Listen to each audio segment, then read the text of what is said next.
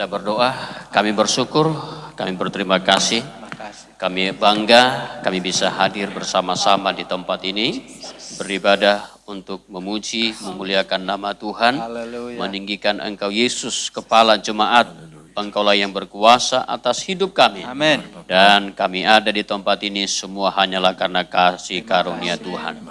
Kami sudah bersorak-sorai memuji, memuliakan nama Tuhan. Kami bawa hati dan hidup kami, bahkan suara kami untuk meninggikan Engkau Yesus Tuhan.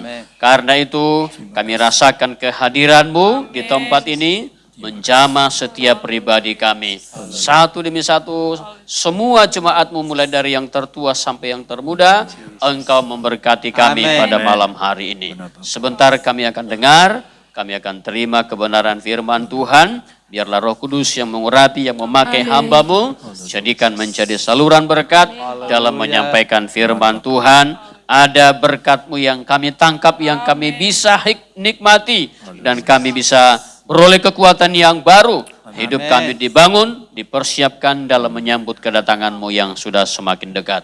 Semua jemaat-Mu, semuanya dalam kuasa Tuhan. Roh Kudus mengurapi kami, melembutkan hati kami untuk bisa menerima kebenaran firman Tuhan. Segala kuasa kegelapan, roh pendakwa, semua yang berasal, yang tidak berasal daripada Tuhan, kami tolak patahkan semuanya dalam nama Tuhan Yesus Kristus.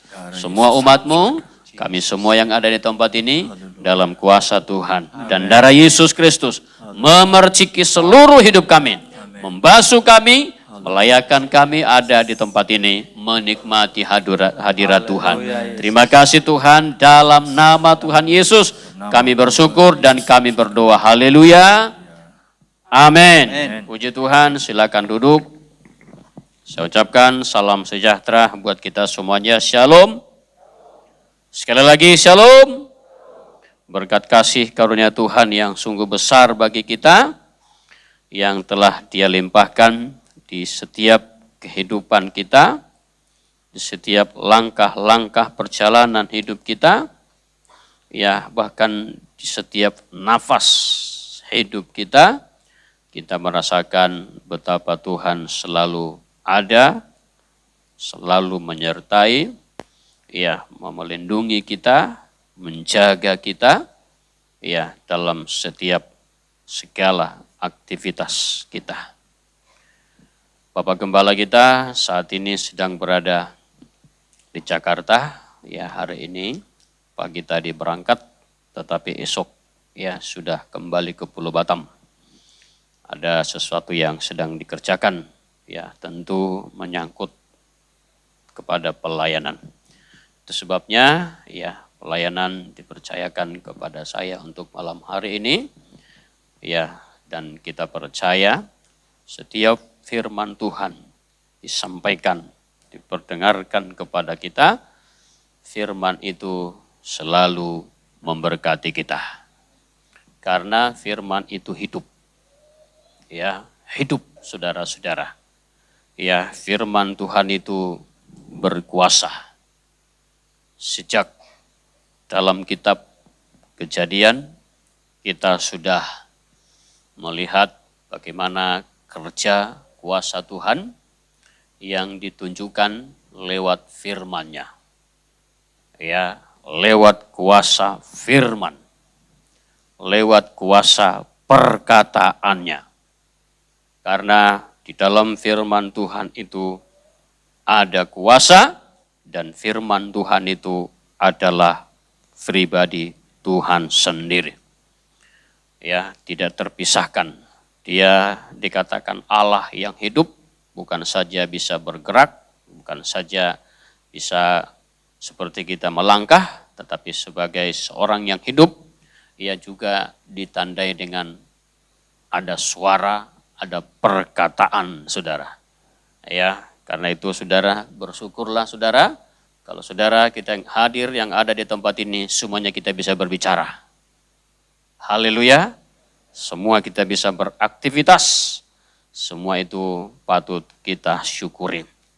Saudara-saudara yang kekasih di dalam Tuhan, ya kita setiap pemberitaan firman Tuhan pada zaman atau pada saat-saat sekarang ini, ya selalu menyangkut kepada situasi keadaan dunia yang sedang terjadi.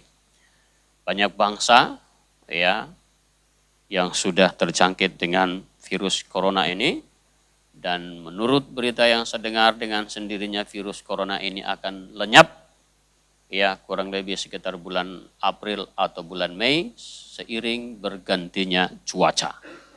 Ya, kalau di daerah Cina, Korea ya sekarang ini musim dingin, Saudara. Tapi saya lihat di Iran juga ada, padahal di sana termasuk daerah panas, Saudara. Ya, tidak bisa kita selami pekerjaan Tuhan. Haleluya. Ya, bangsa-bangsa orang bisa berkata begini, saudara-saudara. Ya, namun lewat kejadian ini, ya lewat kejadian yang telah menimpa dunia, bahkan yang telah menakutkan banyak-banyak manusia. Ya, banyak bangsa di dunia ini, saudara. Biar ini menjadi suatu pembelajaran kepada kita, supaya sebagai umat Tuhan, kita terus berada dalam lindungan, dalam naungan Tuhan. Ini yang paling penting, saudara. Ya, tidak akan bisa menimpa hidup kita sekalipun ya penyakit atau sampar itu, saudara, ada di sekitar atau di sekeliling kita.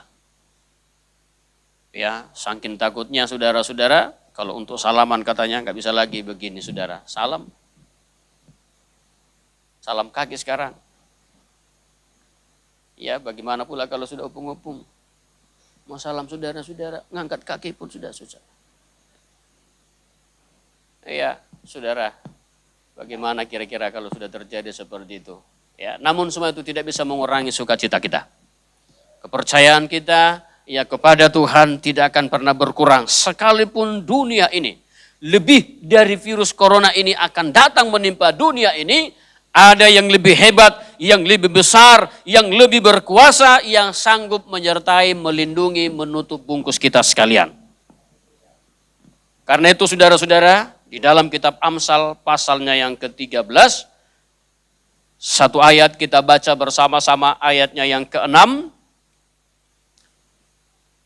Amsal pasalnya yang ke-13, ayatnya yang ke-6, kita baca bersama-sama. 1, 2, 3, ya. Kebenaran menjaga orang yang saleh jalannya, tetapi kefasikan mencelakakan orang berdosa. Ada dua kategori, orang benar, orang yang saleh jalannya, dan yang kedua, orang fasik. Lewat Bapak Gembala sidang kita sudah dengar bersama-sama, sebagaimana dalam kitab Judas pasal 1 dikatakan, mungkin dalam ayat 3 atau ayat yang keempat, bahwa orang-orang fasik akan menyusup. Definisi daripada orang fasik itu, saudara, bukan hanya ditujukan kepada orang yang di luar Tuhan. Bukan hanya ditujukan kepada orang-orang yang tidak mengenal Tuhan. Ternyata definisi daripada orang fasik itu juga adalah orang Kristen palsu. Dia bisa menyusup. Artinya menyusup itu dia bisa masuk.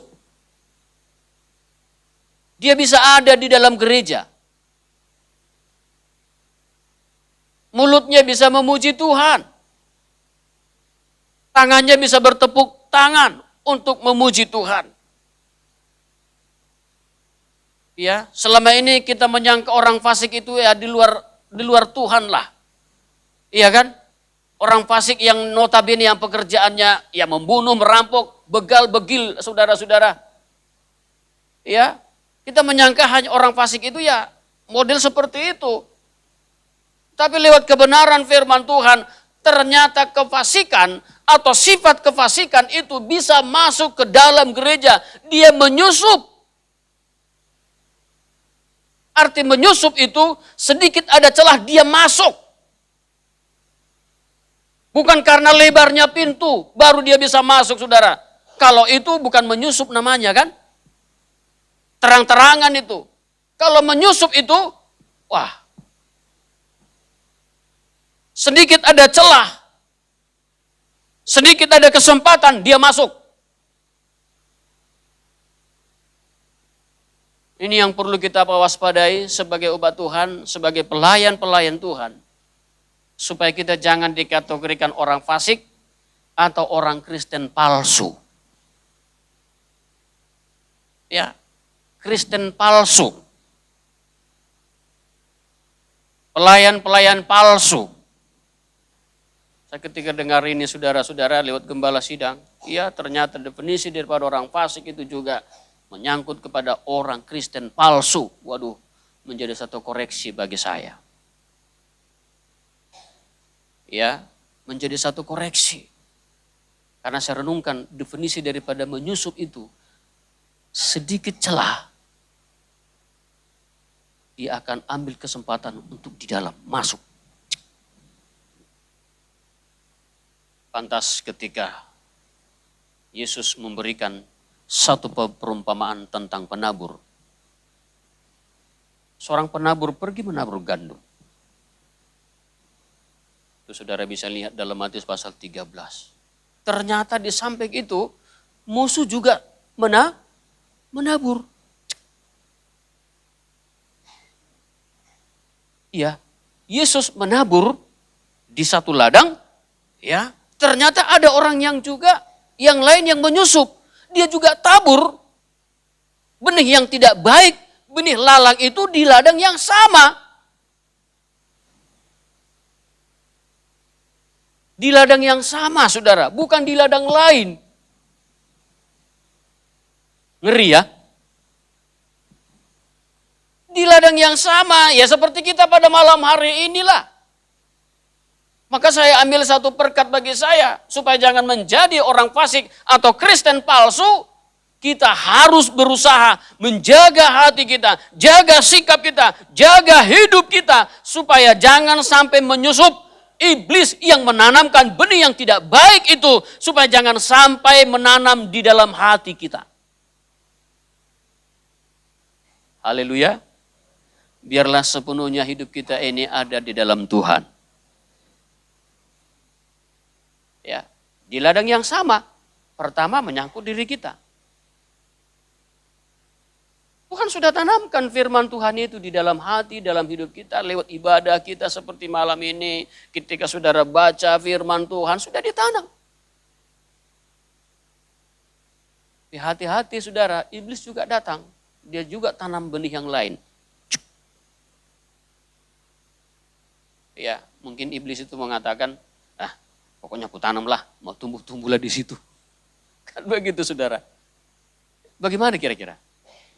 Di ladang yang sama, di ladangmu engkau tanam cabai, orang lain juga tanam benih yang lain. Bagaimana kira-kira? Terjadi pertengkaran kan?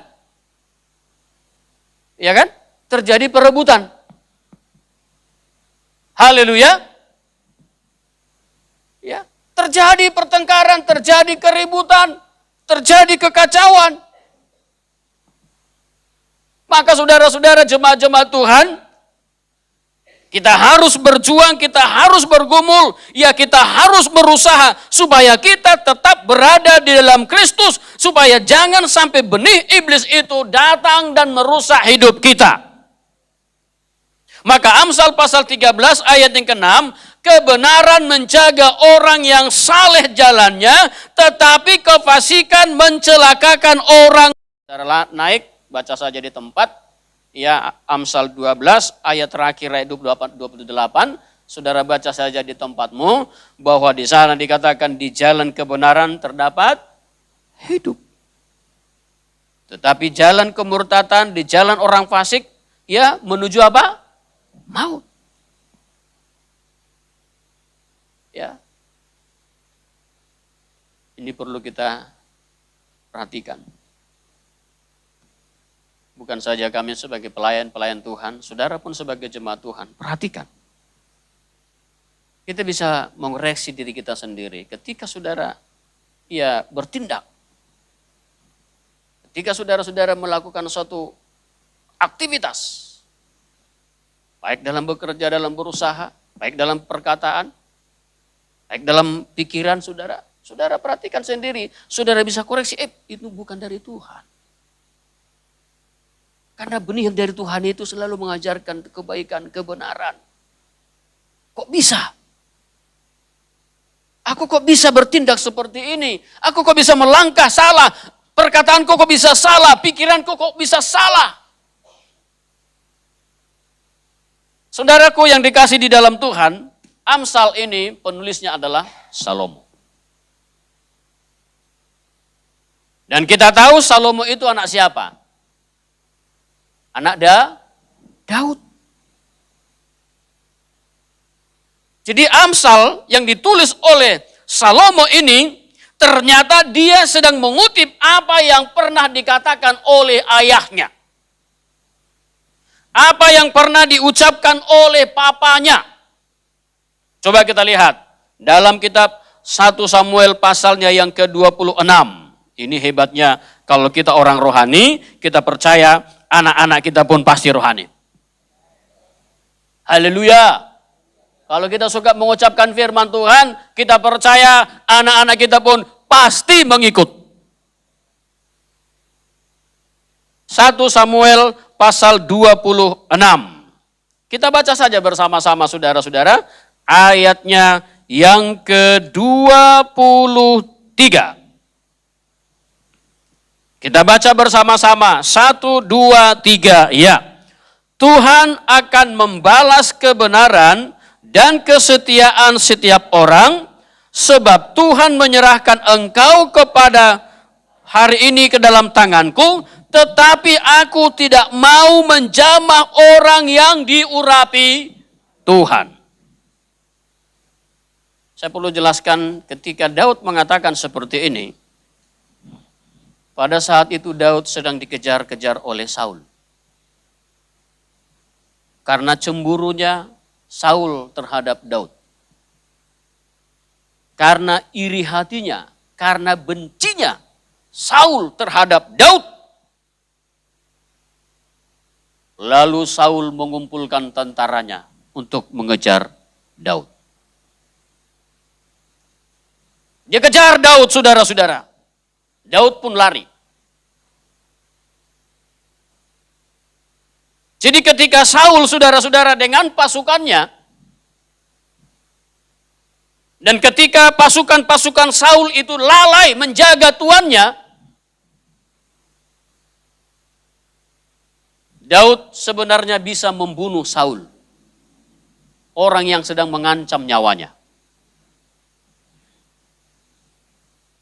Dia bisa membalas apa yang telah dilakukan oleh Saul yang mengejar-ngejar Daud sampai Daud itu lari.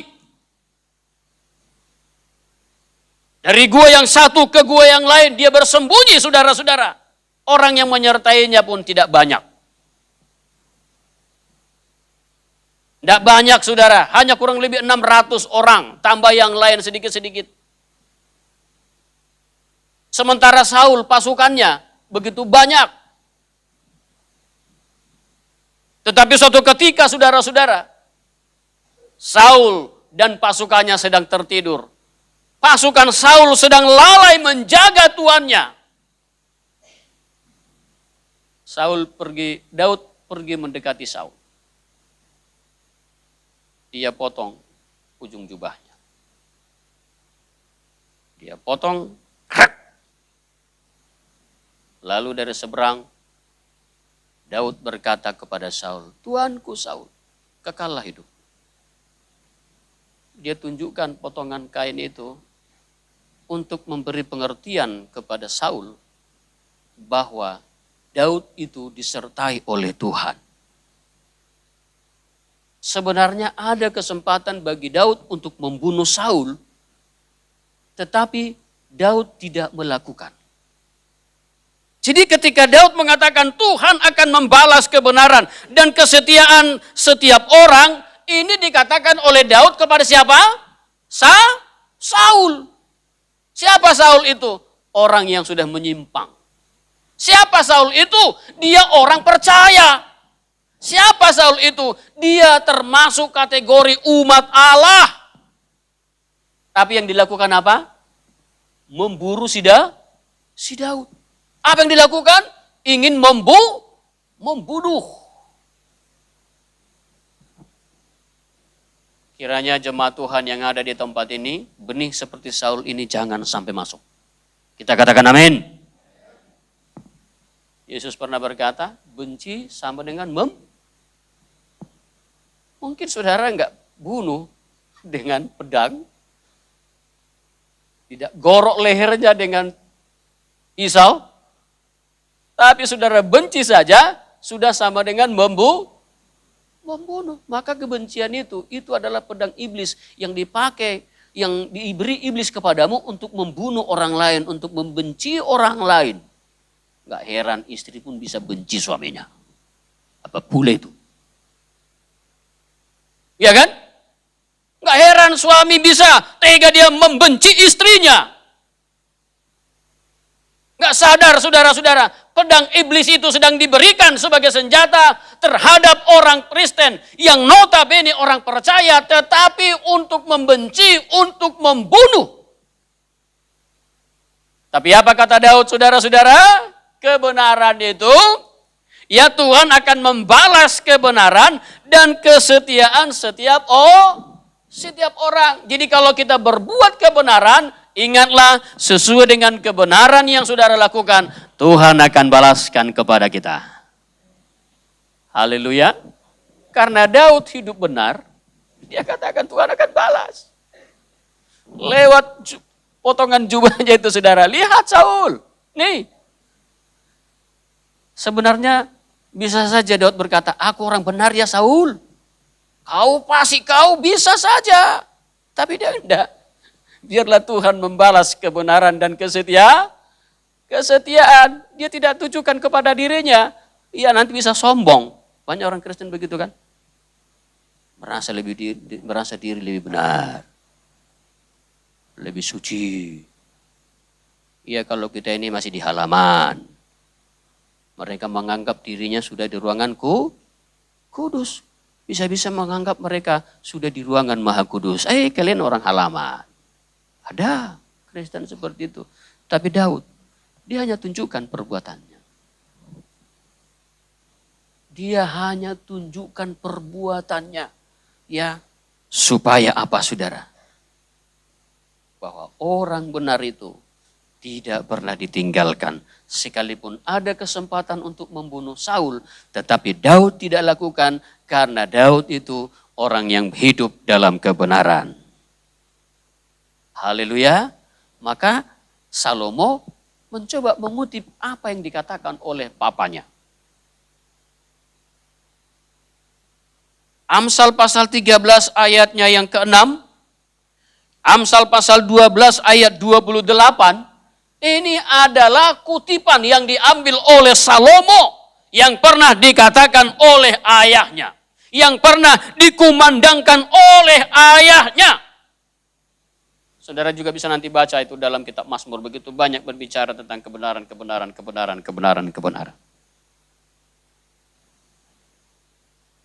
Jadi karena Daud itu saudara-saudara hidup dalam kebenaran. Coba kita lanjutkan. Ya. Kalau kita hidup dalam kebenaran, di dalam kitab 1 Samuel tadi saudara-saudara, pasalnya yang ke-26 ayat 23, ya saya bacakan, saudara perhatikan sekarang ayat 23. Tuhan akan membalas kebenaran dan kesetiaan setiap orang. Sebab Tuhan menyerahkan engkau padaku hari ini ke dalam tanganku, tetapi aku tidak mau menjamah orang yang diurapi Tuhan. Orang yang hidup dalam kebenaran itu sangat menghargai orang lain. Orang yang pernah diurapi oleh Tuhan. Sekalipun orang yang diurapi oleh Tuhan itu sudah jatuh, tapi dia tetap hargai. Betapa rendah hatinya Daud ini, saudara. Dan sebagai berkatnya dalam ayatnya yang ke-24, Dan sesungguhnya seperti nyawamu pada hari ini berharga di mataku, demikianlah hendaknya nyawaku berharga di mata Tuhan. Jadi kalau kita hidup dalam kebenaran, ingat ayat ini, nyawa kita berharga di mata Tuhan. Kita katakan amin. Haleluya. Ini berkatnya saudara-saudara.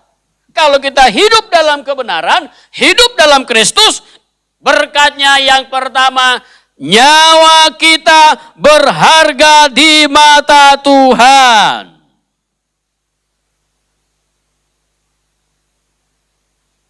Kalau saudara renungkan, nyawamu berharga di mata Tuhan. Waduh, buat apa kita bersyukur kepada Tuhan. Kalau ini selalu ada dalam benak kita, bahwa kita berharga di mata Tuhan, saya percaya tidak ada alasan bagi saudara-saudara untuk mundur, apalagi meninggalkan Tuhan. Sedangkan Daud saja yang sudah dikejar-kejar. Ya, kalau dikejar-kejar musuh itu ngeri loh. Ya, gak usahlah dulu kejar musuh, dikejar-kejar kredit aja. Bagaimana kira-kira? Sakit tak? Di depan rumah kami ada orang yang kena begitu saudara. Di rumah dia, tapi digembok dari luar. Masuk dia kembali dari jendela. Ya istriku pula ditanya. Orang Batak ya? Iya itu, kenapa rupanya? Mana mungkin istri saya bohong kan? Dijabu 2 lagi. Lalu istri saya bilang, dijabu deh. Asal luar deh kucing. Udah sekian lama, sekian bulan. Termasuk pula dia kredit lewat jemaat kita kan? Ya. Datang ke rumah, mana mungkin bohong. Walau tetangga. Iya kan? Sampai sekarang diam-diaman dia. Enggak mau dia. Agak-agak apa dia sama kami. Terus gimana? Mana mungkin kita bohong kan? Ya. Jadi gimana? Apa kau bilang? Gimana mungkin bohong aku Pak? Ya aku bilang lah. Buka mak, gedor ma jabu deh. Buka jendelanya itu pasti dari situ dia masuk katanya. Ya dikasih tahu lah. Ya, akhirnya gordennya diangkat.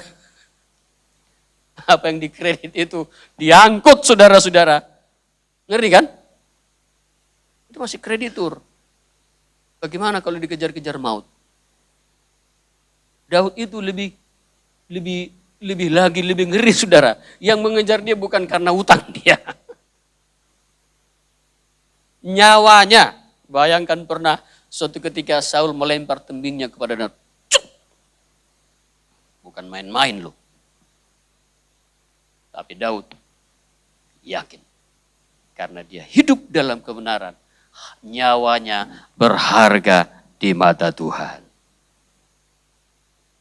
Haleluya. Haleluya. Yang kedua, bagian B-nya, ya, kalau tadi dikatakan seperti nyawaku pada hari ini berharga nyawamu berharga di mataku, demikianlah hendaknya nyawaku berharga di mata Tuhan. Yang kedua, dan hendaknya ia melepaskan aku dari segala kesusahan. Berkat yang kedua, kalau kita hidup dalam kebenaran, Tuhan yang melepaskan kita, yang membebaskan kita dari segala kesusahan. Kita katakan amin. Definisi atau sinonim daripada kesusahan itu, yang menakutkan. Dengan kejadian sekarang, apa kira-kira yang menakutkan sekarang ini? Virus corona kan? Bukan saja menakutkan, tetapi juga yang menimbulkan kesusahan. Kalau terjadi terus seperti ini, bagaimana perusahaan?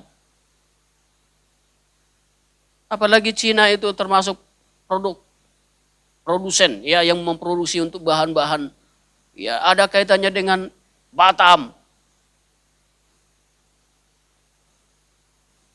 Satu mall di Harbor Bay Jodoh tutup. Karena selama ini berharap belanja di situ adalah orang Singapura. Tutup. Sejak virus corona. Ya, saudara, kalau tidak hidup dalam kebenaran, ketakutan, kesusahan, ini yang akan membuat manusia itu jauh. Lihat sajalah, setelah Adam dan Hawa jatuh ke dalam dosa, apa yang muncul? Pertama yang muncul adalah takut. Mereka takut bertemu dengan Tuhan. Mendengar bunyi langkah Tuhan pun mereka takut, lalu mereka sembunyi. Dan akibat ketakutan, akibat dosa itu muncul kesusahan. Mulailah perempuan wanita itu nanti kalau melahirkan akan sakit. Untuk berusaha harus mengeluarkan keringat. Padahal dulunya tinggal petik. Tinggal ngambil. Tinggal nikmati. Jadi kalau saudara-saudara harus berusaha untuk usahamu, pekerjaanmu, itu akibat dosa yang dahulu yang pernah dilakukan nenek moyang kita. Maka Tuhan datang. Dia sebagai Raja kebenaran, Dia yang memelihara kita, yang akan melepaskan kita, melepaskan saya dan saudara-saudara dari segala kesusahan, dari segala bentuk ketakutan. Haleluya. Banyak orang takut kan karena virus corona? Haleluya. Saya aja baru dari Singapura, teman-teman aja takut. Jarak 1 meter, 2 meter. Untung-untung saya nggak dikarantina. Sempat saya dikarantina nanti karena takutnya mereka diantar saya ke Barelang, kampung Vietnam. Wah, seram amat. Di sana banyak monyet. Katanya itulah nanti teman saya. Aduh, jadi takut juga. Ya saya hanya, ya wajar lah, namanya manusia kan begitu saudara. Ya, padahal karena kami menjemput sesuatu saudara-saudara yang menyangkut dengan kebun kita, Induk IM. Habis, akhirnya kami jemput.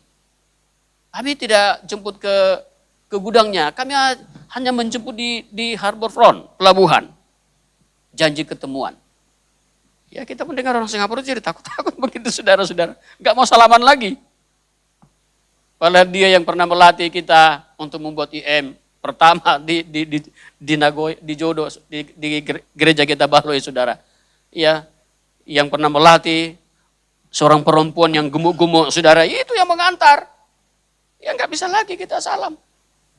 Kaulah situ. Kata saya sama Marpau. Kami minum kopi aja.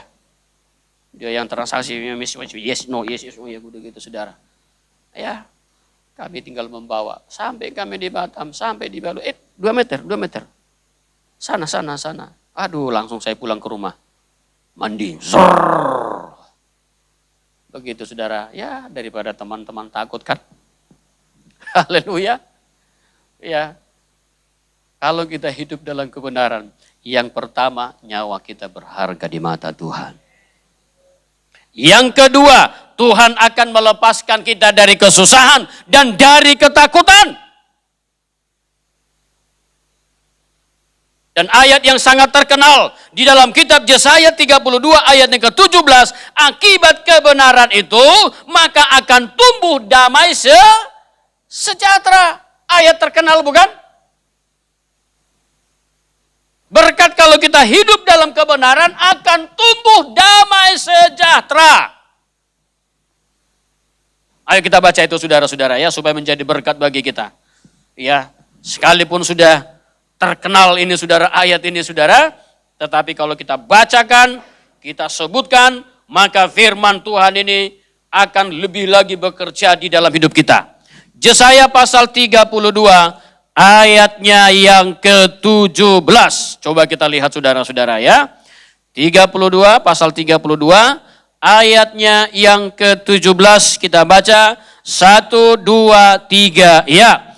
Di mana ada kebenaran, di situ akan tumbuh damai sejahtera. Dan akibat kebenaran ialah ketenangan dan ketentraman untuk Berapa lama? Tidak ada batasnya kan?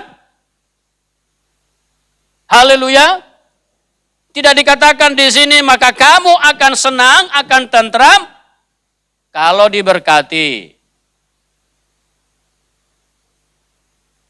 Kalau dunia tidak bergejolak. Ya wajar lah kan? Justru damai sejahtera, ketentraman, ketenangan ini akan kita nikmati, kita rasakan di tengah-tengah dunia yang sedang menakutkan. Sama seperti yang dialami oleh Daud tadi. Kan main itu loh. Itu bukan perkara kecil.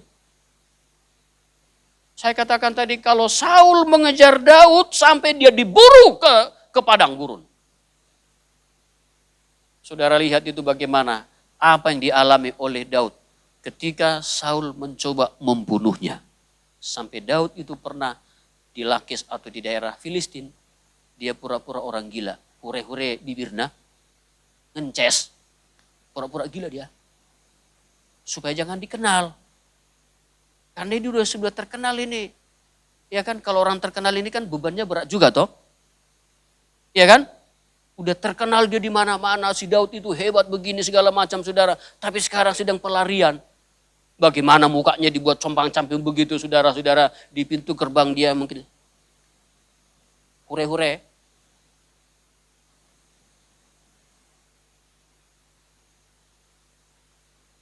Ngeri kan? Hebat dia dipakai Tuhan loh. Luar biasa dia. Tapi dia pernah seperti orang gila karena akibat dikejar-kejar. Tahu bagaimana pengalamanmu ketika saudara-saudara sedang mengalami hal yang mengerikan, yang menakutkan? Bagaimana pengalamanmu saudara? Ya, tentu kita punya pengalaman masing-masing. Tapi ingatlah kebenaran yang ada padamu, itulah yang bisa melepaskan engkau.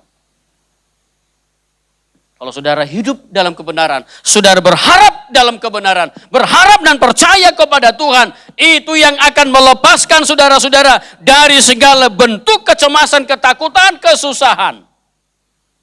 Karena kalau kita hidup dalam kebenaran, akan tumbuh damai sejahtera. Haleluya.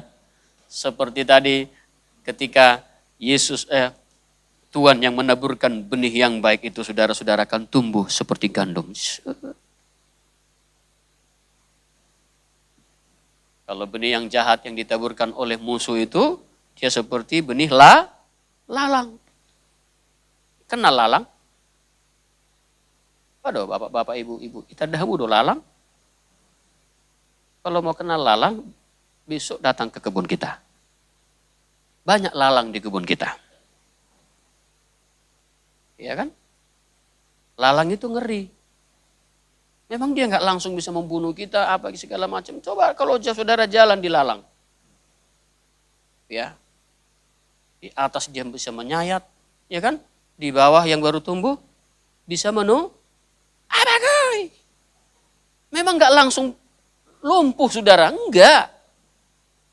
Ya. Nggak langsung membuat saudara tak berdaya, kata orang pulau. Saudara masih bisa jalan.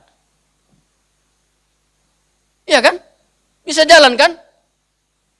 Masih bisa melangkah saudara-saudara. Tapi bagaimana? Sudah terganggu ketika saudara mandi. Ih, pedih kan? Kena sayat lalang. Saya pernah begitu saudara di kebun kami itu kalau masuk di kampung. Kalau nggak pakai sendal kita, kalau hanya swallow, tembus. Apalagi kalau baru muncul saudara, aduh, kadang kaki kita nggak bisa berjalan begini, harus kita lekuk gini, agak gitu saudara. Saking takutnya. Saya pernah lari karena mencuri dikejar lewat lalang, habislah. Curi tebu orang. Habis kita. Dia nggak seperti pedang langsung begitu saudara. Dia tapi mengganggu perjalanan. Kalau perjalanan rohani kita sudah terganggu, makanya bapak-bapak, ibu-ibu, pemuda-pemudi, jangan mau hatimu tertusuk lalang. Haleluya.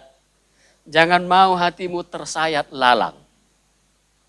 Walau hanya teriris sedikit, tapi mengganggu. Walau tertusuk sedikit, mengganggu. Itulah benih iblis yang menyusup di tengah-tengah jemaat. Maka kalau ini sudah tumbuh di tengah-tengah kehidupan jemaat, maka akan ini mengganggu perjalanan kita. Ya, sangat mengganggu perjalanan rohani kita, saudara. Karena itu, hiduplah dalam kebenaran, supaya apa? Supaya tumbuh damai sejahtera, dan akibat kebenaran ialah ketenangan. Hanya dekat Allah saja kiranya aku tenang. Coba kita baca ini, yang biasa-biasa saja kita baca ya. Haleluya. Ya, yang ayat yang sudah biasa-biasa aja lah. Gak usahlah dulu yang luar biasa. Yang sudah biasa kita dengar, tapi coba kita lihat saudara-saudara. Mazmur pasal 62. Wah, luar biasa ini saudara-saudara. Ayatnya yang ke-6. Kita baca Mazmur 62 ayat yang ke-6. 1, 2, 3. Ya. Hanya pada Allah saja kiranya aku tenang, sebab daripadanya lah harapanku. Kalau kita berada di dalam Tuhan, hidup dalam kebenaran, maka dialah satu-satunya yang menjadi sumber pengharapan kita. Ayat yang ke-7, hanya dialah gunung batuku dan keselamatanku, kota bentengku, aku tidak akan goyah. Kalau kita sudah berjalan dalam kebenaran, kita tidak akan goyah. Orang Kristen kalau sudah tertusuk sedikit saja, seperti saya buat tadi, kena tusuk lalang saja, itu perjalanannya sudah goyah. Walaupun masih bisa berjalan. Kalau sudah tertusuk, perjalanannya lambat. Ya, kalau sudah tersayat hatinya itu lambat. Ya, apalagi zaman sekarang ini, saudara, jangan lambat-lambat lagi lah. Kita mau supaya kita benar-benar hidup dalam kebenaran. Benar-benar berpacu dengan situasi keadaan ini, ya kita hidup dalam kebenaran. Ayat yang ke-8, pada Allah ada keselamatanku dan kemuliaanku, gunung batuku kekuatanku, tempat perlindunganku ialah Allah. Dia sebagai sumber keselamatan kita ditampilkan dalam ayat ini, bagaikan gunung batu. Dia adalah tempat perlindungan kita yang aman. Ayat yang ke-9 di sana dikatakan, kita baca 1, 2, 3. Ya, percayalah kepadanya setiap waktu. Hai umat, curahkanlah isi hatimu di hadapannya. Allah ialah tempat perlindungan kita. Selah. Dalam satu ayat kalau ada dikatakan selah, renungkan itu. Camkan dengan baik-baik. Perhatikan dengan baik-baik. Haleluya.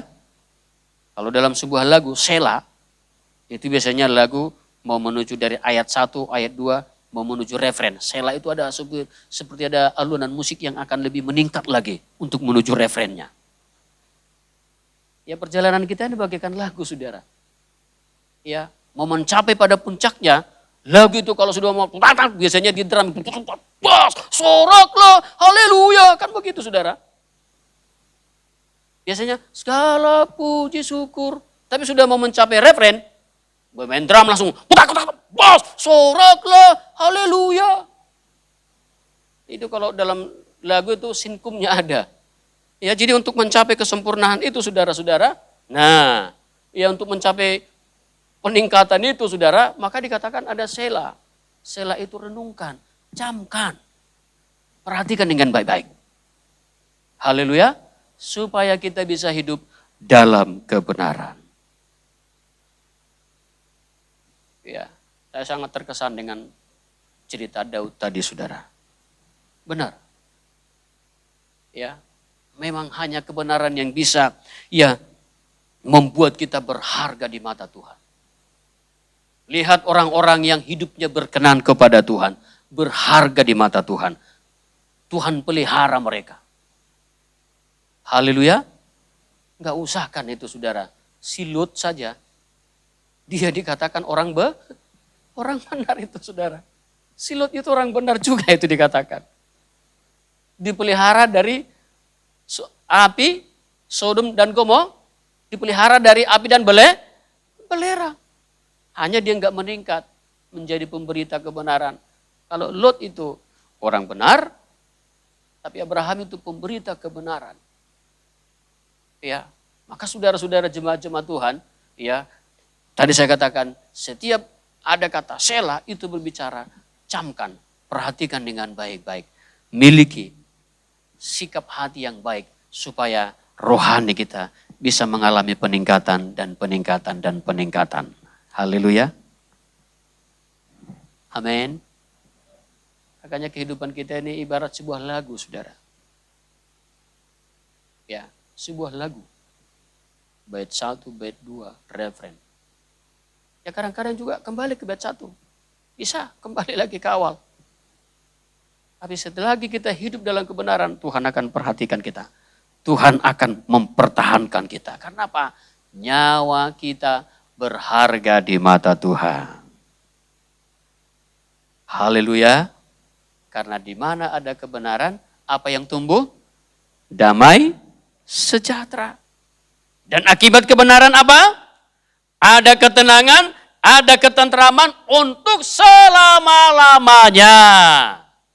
Dan kalau kita sudah dekat pada Allah, ya di dalam Tuhan, maka sumber segala pengharapan kita, segala apa yang kita mohonkan, kita minta kepada Tuhan, kita serahkan semuanya kepada Tuhan. Maka ayat 9 dalam Mazmur 62 itu, percayalah kepadanya setiap waktu. Oh bapak-bapak, ibu-ibu, percaya kepada Tuhan setiap waktu? Pemuda-pemudi, remaja-remaja, percaya kepada Tuhan setiap waktu? Arti setiap waktu itu dalam segala keadaan. Percaya? Bagaimana keadaanmu sekarang? Percaya dalam setiap keadaan, dalam segala keadaan kita. Saya nggak tahu bagaimana keadaanmu, ekonomimu, keluargamu. Mungkin saudara dalam keadaan sakit ini dan segala macam. Ya dalam beban, dalam pergumulan. Ya lewat firman Tuhan ini, percayalah selalu kepada Tuhan. Karena orang yang percaya kepada Tuhan tidak pernah dipermalukan. Saya pegang itu saudara. Tidak akan dipermalukan Tuhan. Setiap kita pegang firman Tuhan, kita percaya kepada firman Tuhan, maka firman Tuhan itu mengandung kuasa yang besar. Kita lanjut saja Mazmur 62. Ya sampai kita baca sampai ayat 13. Bagaimana referennya saudara-saudara? Ia menuju kepada peningkatan itu. Ayat 10 demikian. Hanya angin saja orang-orang yang hina. Suatu dusta saja orang-orang yang mulia. Pada neraca mereka naik ke atas. Mereka sekalian lebih ringan daripada angin. Perhatikan firman Tuhan. Kalau tidak saudara perhatikan, inilah keadaannya. Kalau tidak hidup dalam kebenaran, inilah keadaan mereka saudara-saudara. Ayat 11, janganlah percaya kepada pemerasan, janganlah menaruh harap kepada yang sia-sia, kepada perampasan. Apabila harta makin bertambah, janganlah hatimu melekat padanya. Sekalipun hartamu semakin bertambah, usahamu karena semakin maju, saudara makin tambah hartanya, ya misalnya sepeda motor, ya berkembang lagi, tambah lagi sepeda motor, semua anak-anak punya motor, bahkan meningkat lagi punya mobil. Bukan hanya satu, istrinya juga dibeliin mobil. Anak-anak pun dikasih fasilitas mobil. Bukan hanya itu saudara-saudara, helikopter pun mau dibeli. Sekalipun saudara bisa melakukan seperti itu, ya jangan lupa tetap percaya dan andalkan Tuhan. Lalu ayat yang ke-12 kita baca bersama-sama. Inilah hebatnya orang yang hidup dalam kebenaran. Ayat 12, 1, 2, 3, ya. Satu kali Allah berfirman, dua hal yang aku dengar, bahwa kuasa dari Allah asalnya, 13, dan daripadamu juga kasih setia ya Tuhan, sebab engkau membalas setiap orang menurut perbuatannya.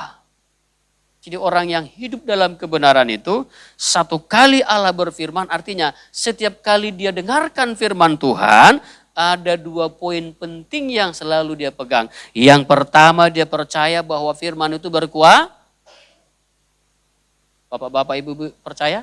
Setiap kali saudara dengar firman Tuhan, firman itu berkuasa?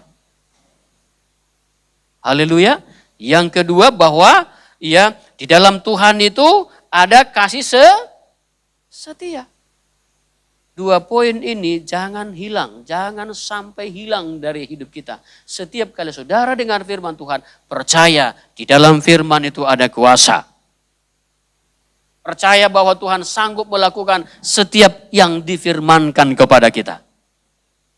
Ingat, firman Tuhan itu adalah ya dan amin. Haleluya.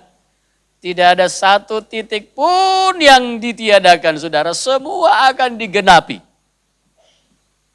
Dan setiap kali saudara dengar firman Tuhan, ingat, Tuhan setia. Dia akan melakukannya di tengah-tengah kehidupan kita.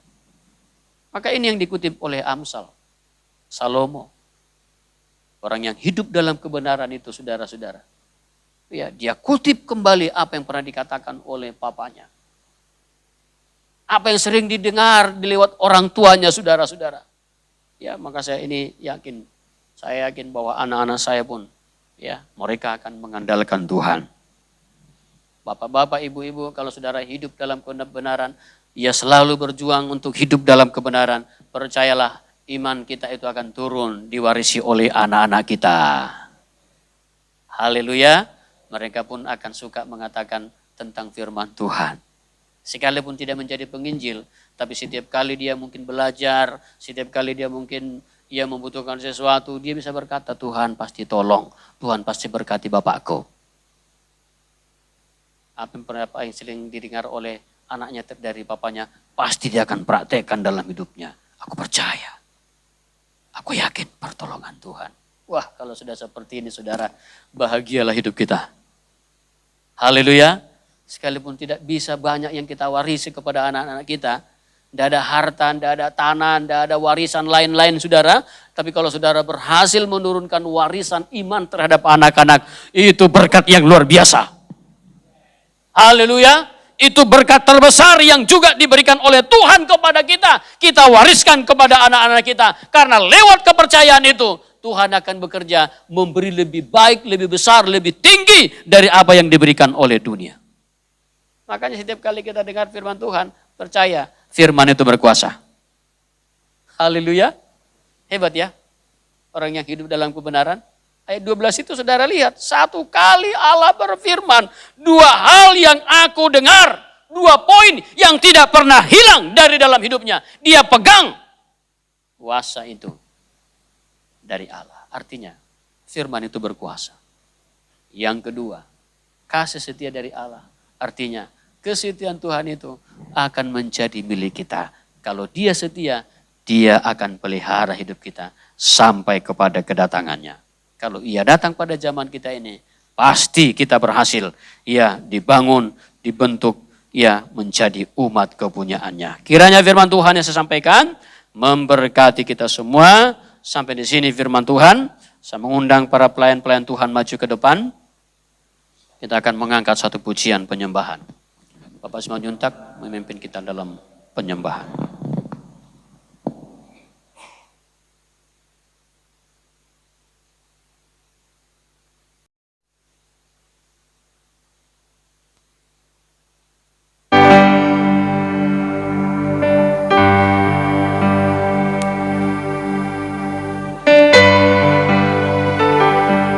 Mari kita sama-sama bangkit berdiri.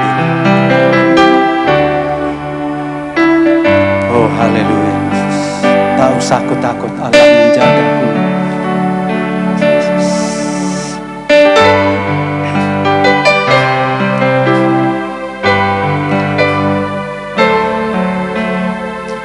Mari bersama kita katakan, tak usah aku takut. Tak usah ku takut, Allah menjagaku.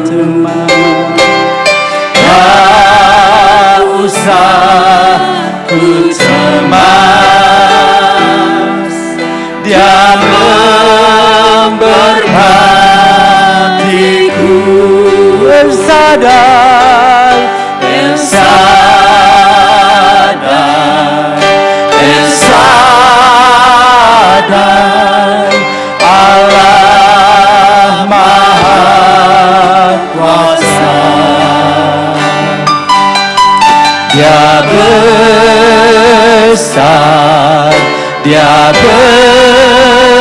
besar, El Shaddai mulia, El Shaddai, El Shaddai, El Shaddai, Allah Maha Kuasa. Berkatnya melimpah, El Shaddai. Kembali dari awal, kita angkat pujian ini. Tak usah ku takut, Allah menjagaku. Amin Tuhan. Tak usah ku bimbang, Yesus pelihara. Tak usah ku susah, tak usah ku susah. Roh Kudus hiburku, tak usah ku cemas, tak usah ku cemas. Dia memberkati, El Shaddai, El Shaddai, El Shaddai, Allah Maha Kuasa. Dia besar, Dia besar, El Shaddai mulia, El Shaddai, El Shaddai, El Shaddai, Allah Maha Kuasa. Berkatnya melimpah, El Shaddai, El Shaddai, El Shaddai, Allah Maha Kuasa. Dia besar, Dia besar, El Shaddai mulia, El Shaddai, El Shaddai, Allah Maha Kuasa. Berkatnya melimpah, El Shaddai, berkatnya melimpah, berkatnya melimpah,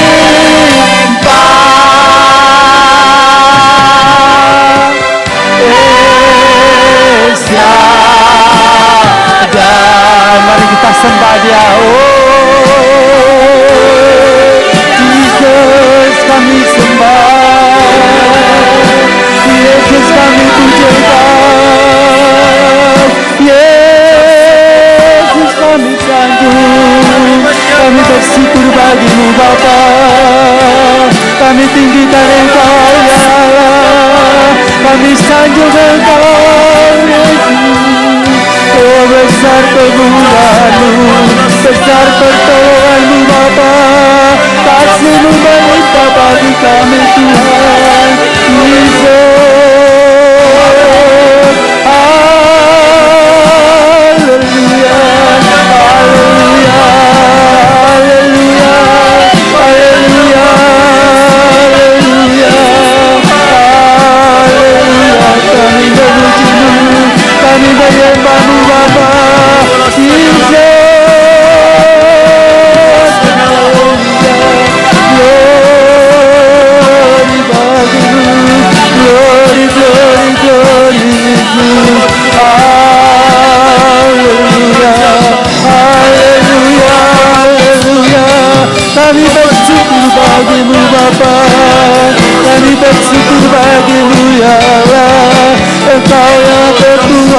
kami, Engkau sumber pertolongan kami. Haleluya, haleluya. Terima kasih Tuhan, terima kasih Yesus.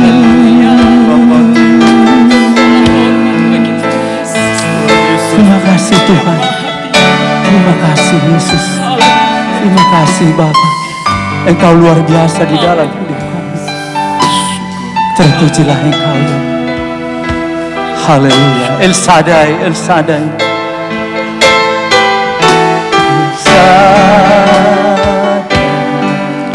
El Shaddai, Allah Maha Kuasa. Dia besar, Dia besar. El Shaddai mulia, El Shaddai, El Shaddai, Allah Maha Kuasa. Berkat-Nya melimpah, El Shaddai, berkat-Nya melimpah, berkat-Nya melimpah, El Shaddai.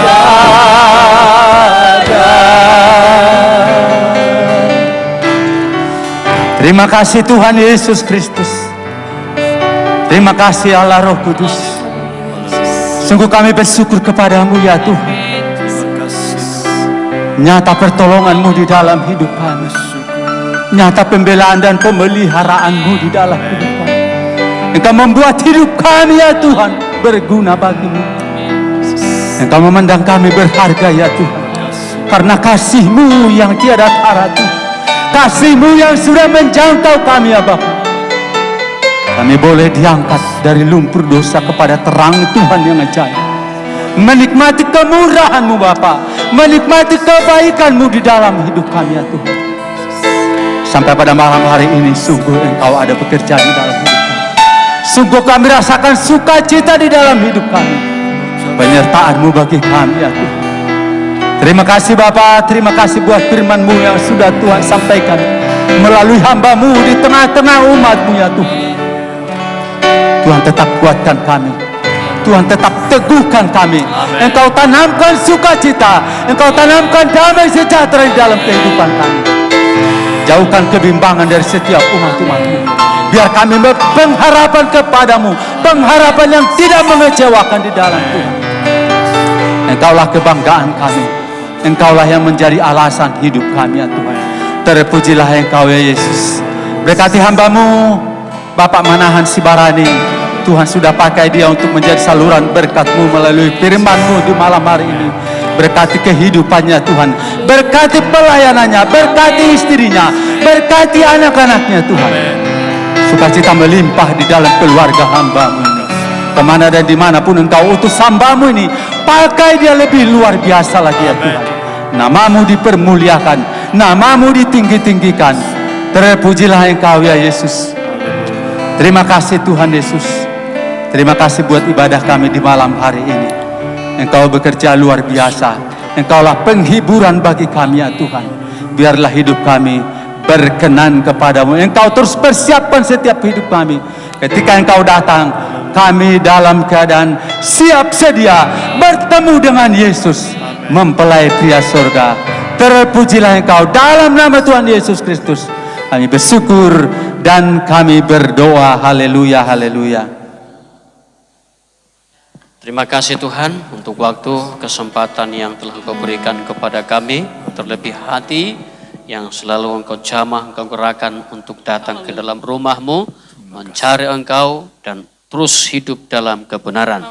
Kami butuh Engkau, kami perlukan Engkau Tuhan setiap waktu dalam hidup kami. Dan kami percaya setiap kali kami mendengarkan firman Tuhan, di dalam firman-Mu ada kuasa yang besar. Amin. Dan Engkau yang setia akan melaksanakan firman-Mu di tengah-tengah kehidupan kami. Terima kasih Tuhan, kami mau berjuang untuk hidup dalam kebenaran. Amin. Supaya damai sejahtera-Mu tumbuh dan ketentraman, ketenangan ada menjadi milik kami sampai selama-lamanya. Semua umat-Mu, semua pelayan-pelayan-Mu, kami semua yang hadir yang ada di tempat ini, kami diberkati oleh Tuhan. Kalaupun sebentar kami pulang dan tinggalkan tempat ini, Tuhan menyertai kami dalam setiap perjalanan kami. Tibakan kami di rumah kami masing-masing dengan tidak kekurangan suatu apapun. Perlindungan Tuhan akan terus Engkau tunjukkan di tengah-tengah kehidupan kami. Terhadap malapetaka, terhadap penyakit sampar, virus corona atau apapun bentuknya. Kami percaya kami diperciki dengan darah Yesus Kristus. Kami dipagari, kami diberi kekuatan, kami disehatkan oleh Tuhan. Berkatilah persembahan yang sudah dibawa umat-Mu. Ucapan syukur, perpuluhan apapun bentuknya, semua kami lakukan karena firman Tuhan. Berkati usaha, berkati pekerjaan, berkati nikah keluarga mereka. Berkati anak-anak, remaja-remaja, pemuda-pemudi yang hadir. Tuhan memberkati kami semuanya. Kami sebentar pulang dan tinggalkan tempat ini. Kami akan menerima berkat Tuhan. Bersama kita arahkan hati kita untuk menerima berkat Tuhan. Kasih karunia dan damai sejahtera dari Tuhan kita Yesus Kristus. Cinta kasih dari Allah Bapa Surgawi. Serta persekutuan yang manis di dalam kuasa Roh Kudusnya.